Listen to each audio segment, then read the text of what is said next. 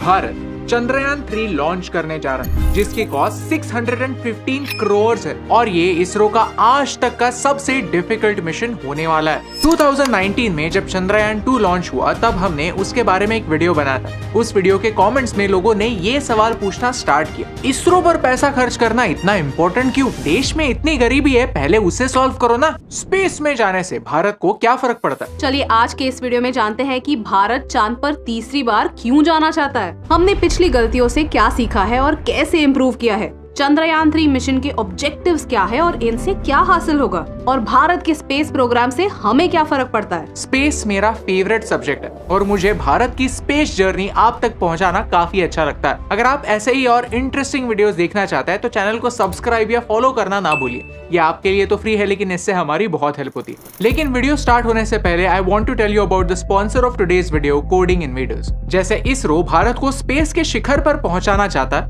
Coding invaders आपके career को next level पर ले जाना चाहता है। डेटा एनालिस्ट ये एक काफी हाई डिमांड और हाई पेइंग जॉब बन चुका है, क्योंकि हमारी सारी दुनिया डेटा ड्रिवन बन गई है। चाहे वो ई कॉमर्स हो या मैन्युफैक्चरिंग या कोई भी फील्ड, डेटा एनालिस्ट की जरूरत हर फील्ड में है। आप भी इस हाई डिमांड और हाई पेइंग वर्ल्ड का हिस्सा बन सकते हैं कोडिंग इन्वेडर्स के साथ। अगर आपका बैकग्राउंड टेक में नहीं है या फिर आपको कोडिंग का सी भी नहीं आता तो नो प्रॉब्लम। कोडिंग इन्वेडर्स का डेटा एनालिस्ट कोर्स ऐसे ही लोगों के लिए बना है जो एक नॉन टेक बैकग्राउंड से आते हैं। ये फ्रेशर्स के लिए भी है और उनके लिए भी जो अपने करंट जॉब प्रोफाइल से खुश नहीं है, क्योंकि जॉब सिर्फ जॉब नहीं, एक करियर होना चाहिए जहां आपको ग्रोथ की अपॉर्चुनिटी हो। कोडिंग इन्वेडर्स में आपको वन-ऑन-वन मेंटरशिप के साथ ये भी सिखाया जाता है कि खुद को इंटरव्यू में कैसे प्रेजेंट करते हैं, लिंक्डइन पर प्रोफाइल कैसे बनाएं, सीवी कैसे बनाएं। कोडिंग इन्वेडर्स के मॉक इंटरव्यूज के साथ आप आपके ड्रीम जॉब के लिए प्रिपेयर कर सकते हैं। इनका job assistance batch Amazon, Philips, ZTV, Deloitte जैसे कंपनीज में काम करने वाले इंडस्ट्री एक्सपर्ट्स ने डिजाइन किया है। कोर्स खत्म होने पर आपको एक इंटरनेशनल सर्टिफिकेट मिलता है जो आप आपके फ्यूचर एम्प्लॉयर्स को दिखा सकते हो।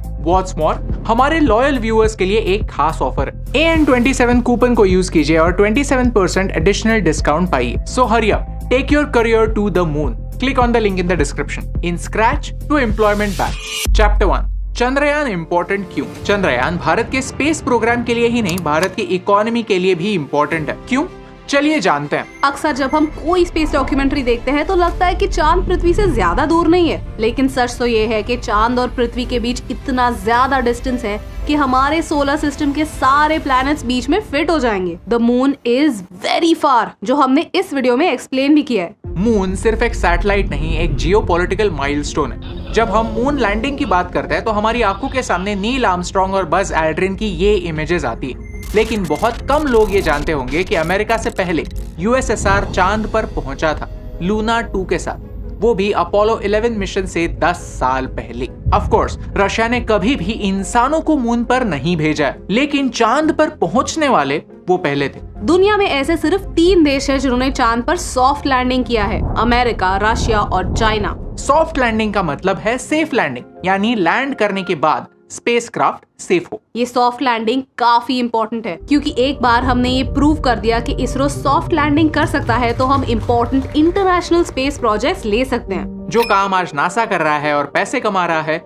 वही काम हम भी कर सकते हैं। 2008 में चंद्रयान 1 के जरिए हम चांद पर पहुंचे जरूर, लेकिन वो एक मून इम्पैक्ट प्रोब था जिसने हार्ड लैंडिंग की थी।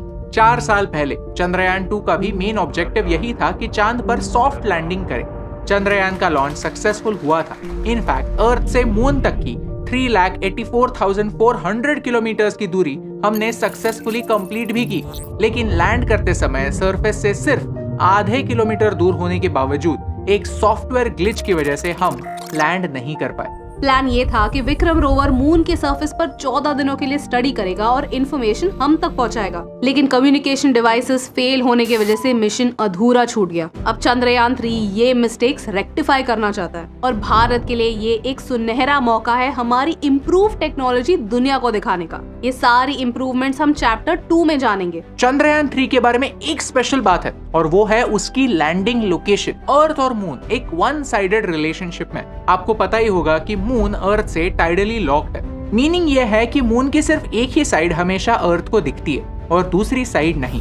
मून का 41% हिस्सा पृथ्वी से छुपा हुआ रहता है। सिमिलरली मून के साउथ पोल में ऐसे बड़े बड़े क्रेटर्स हैं जहां अरबों सालों से सनलाइट पहुंचा ही नहीं है। इन क्रेटर्स को स्टडी करके हम हमारे सोलर सिस्टम के ओरिजिन्स के बारे में इंपॉर्टेंट इंफॉर्मेशन पा सकते हैं। माना जाता है कि इन क्रेटर्स में पानी छुपा हो सकता है, वो भी थोड़ा बहुत नहीं, 100 मिलियन टन पानी। एट द सेम टाइम यहाँ hydrogen, ammonia, methane, sodium, mercury, silver जैसे एसेंशियल रिसोर्सेज हैं। ये लोकेशन आने वाले स्पेस मिशंस के लिए एक इम्पोर्टेंट स्टॉप बन सकता है। Chapter 2 Why this mission is different। Chandrayaan 2 और चंद्रयान 3 में इम्प्रूवमेंट्स क्या हुई? 5 पॉइंट्स है और सबको एक एक करके समझते हैं। Number 1 is payload. 2019 के मिशन में हमारा पेलोड थोड़ा और कॉम्प्लेक्स था, जहां 3 मेन कंपोनेंट्स थे, लैंडर, रोवर और ऑर्बिटर।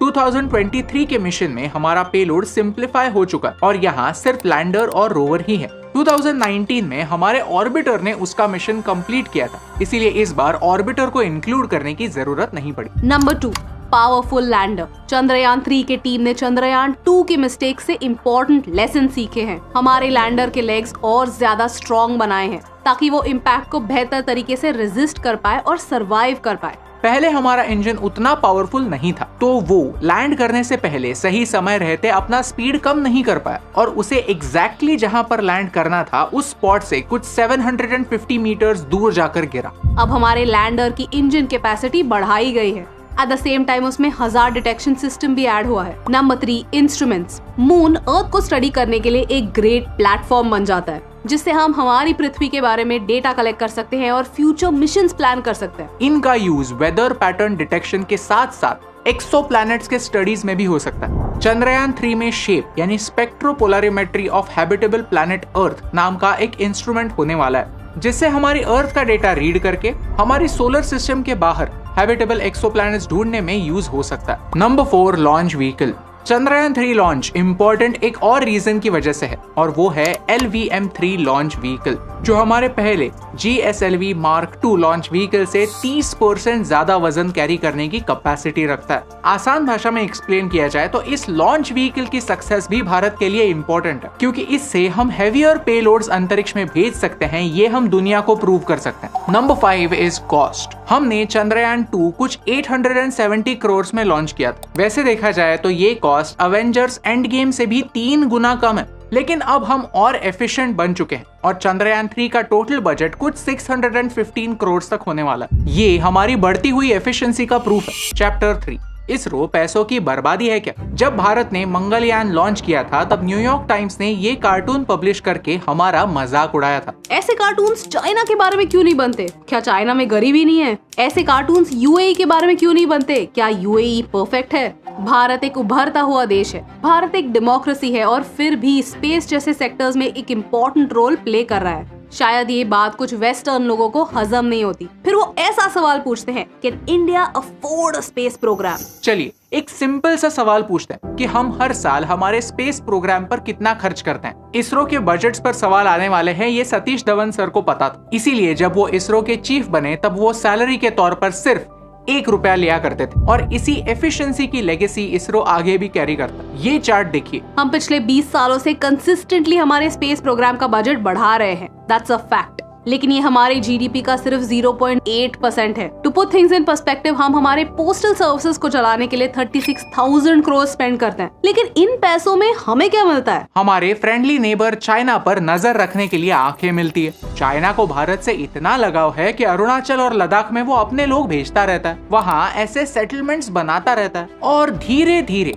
अनियन स्लाइसिंग मेथड से भारत का छोटा छोटा हिस्सा चुराता रहता है। लेकिन इसकी जानकारी इसरो के सैटेलाइट्स हमारे सिक्योरिटी तक पहुंचाते हैं। 10 से ज्यादा सर्वेलेंस सैटेलाइट्स चाइना के नेवल एक्टिविटीज को ऑब्जर्व करते हैं। जब 2019 में फैनी साइक्लोन आया तब इसरो के सैटेलाइट्स ने ही हमें टाइम रहते हुए वार्निंग्स दी। इन्हीं सैटेलाइट्स की इंफॉर्मेशन की वजह से उड़ीसा से 11.5 लाख लोगों को सेफली इवैक्यूएट किया गया। आज ओडिशा डिजास्टर मैनेजमेंट में नंबर 1 बन चुका है और यूनाइटेड नेशंस भी दूसरे देशों को ओडिशा का डिजास्टर मैनेजमेंट मॉडल सीखने की सलाह देता है। इसरो हमें हमारी ज्योग्राफी स्टडी करके डेटा देता है। इसी डेटा का इस्तेमाल करके हम किसानों को गाइडेंस दे सकते हैं। अर्थक्वेक्स, साइक्लोन्स, फ्लड्स की जानकारी एडवांस में हमें मिलने से हम बेहतर प्रिपेयर्ड रह सकते हैं और होने वाला नुकसान कम कर सकते हैं। और ये सब हमारे सैटेलाइट्स की वजह से पॉसिबल है। इसरो का बजट नासा से 15 गुना कम है और इतने कम बजट में भी इसरो के साइंटिस्ट आपकी और हमारी लाइफ बेहतर बनाते हैं। और सिर्फ हमारे लिए ही नहीं, इसरो फॉरेन देशों के लिए भी सैटेलाइट्स लॉन्च करता है और उससे पैसे भी कमाता है। आज तक हमने 28 देशों के लिए इन टोटल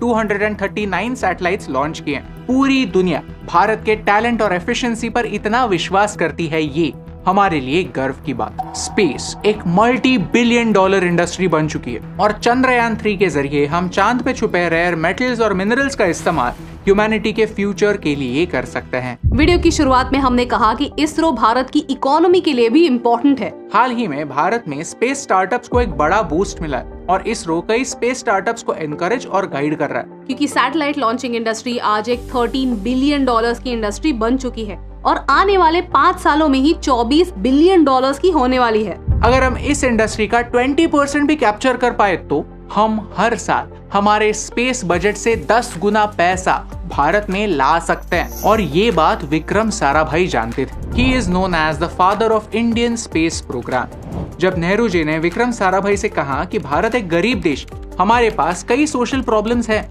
हम एक स्पेस प्रोग्राम अफोर्ड नहीं कर सकते, तो साराभाई ने उन्हें कहा कि हम एक गरीब देश हैं, हमारे पास कई सोशल प्रॉब्लम्स हैं, इसीलिए हमें एक स्पेस प्रोग्राम की जरूरत।